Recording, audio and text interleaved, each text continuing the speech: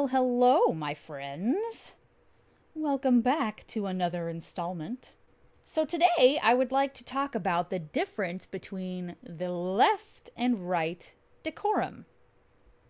Now, I did struggle with the title because I'm honestly not even sure what to call the left and right anymore, because it seems like a lot of times people on the left will call themselves liberals and people on the right will call themselves conservatives. And I do believe that conservative is right-wing, so conservatives do tend to land on the right, but I don't think the left has a ton of liberals in it. I think the left has a lot of conservatives in it, if that makes sense.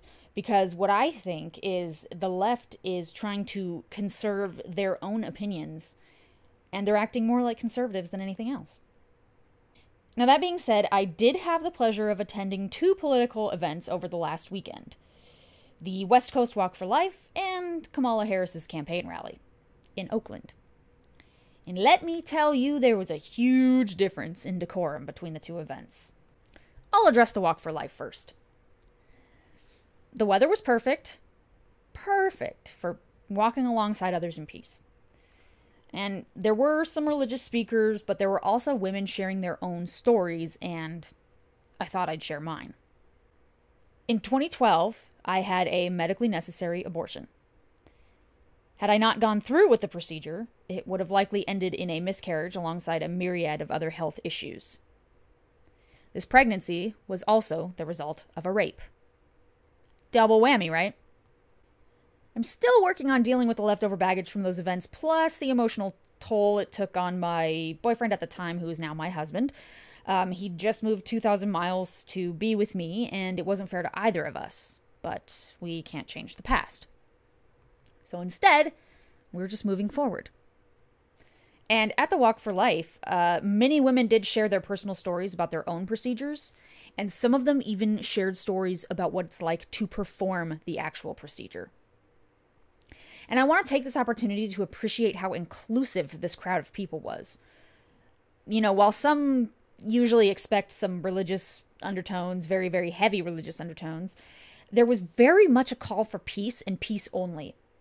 When one priest was speaking, there was a man or a woman, I don't know, and I don't want to misgender someone, on a bicycle that rode in a circle while giving the middle finger salute to all of us and yelling a few choice phrases, mostly of the fuck you variety, to the priest who was speaking. However, this priest didn't miss a beat, which I thought was very professional, very awesome. And one other thing was, when we were told that there might be individuals protesting the walk, one of the speakers just said, "We're not here to argue, wish them a good day and move on. This isn't about them. This is about the babies." And I agree. Now, that isn't to say there weren't protesters. During the walk, there were far fewer than I'd imagined there would be for a city of San Francisco's size and quote-unquote open-mindedness. A few highlights are, at the beginning of the walk, a woman, or man, stood on the sidewalk, simply giving us the finger, which was really productive. Another man was shouting, "The Catholic Church is a joke."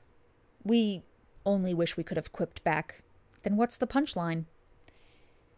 A particularly angry woman began marching against the traffic, screaming in people's faces that we should defund life. I don't know what that means. And so I just said, more cemeteries? There was also a group of several women holding signs that said, "My body, my choice," and screaming at the crowd. So let me address that last point. I understand it's a source of contention among both groups, but when does life begin? At conception? At birth? If we're going by birthdays, at least in the US, it would be considered at birth to most pro-choice advocates. There are countries like Korea who actually, when you're born at 1 year old. New York State, for example, has opted to give abortions up to birth. And let me be clear, I do not believe life starts at birth. But I also don't believe that life begins at conception.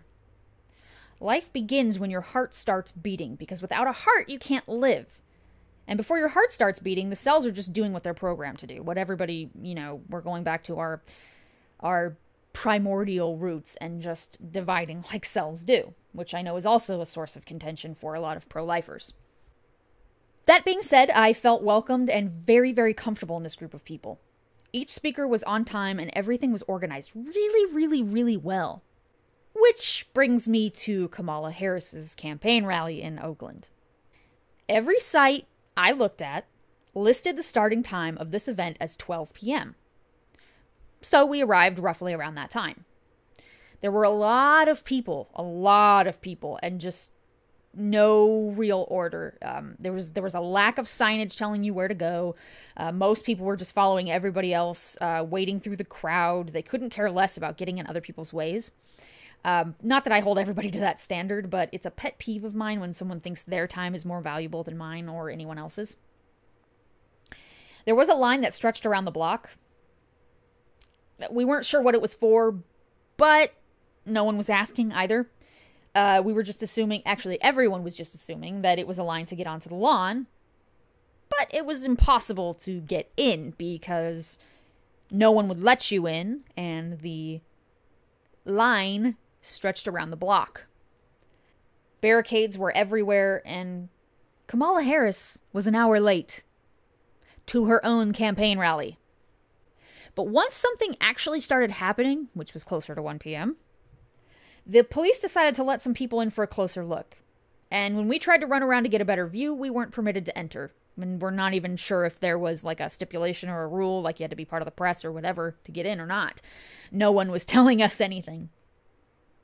So I guess what I'm trying to say, what I'm trying to get at is that the rally was very badly organized. It felt like our time was not being valued, and most people that I passed were more concerned with Kamala's nationality than anything else.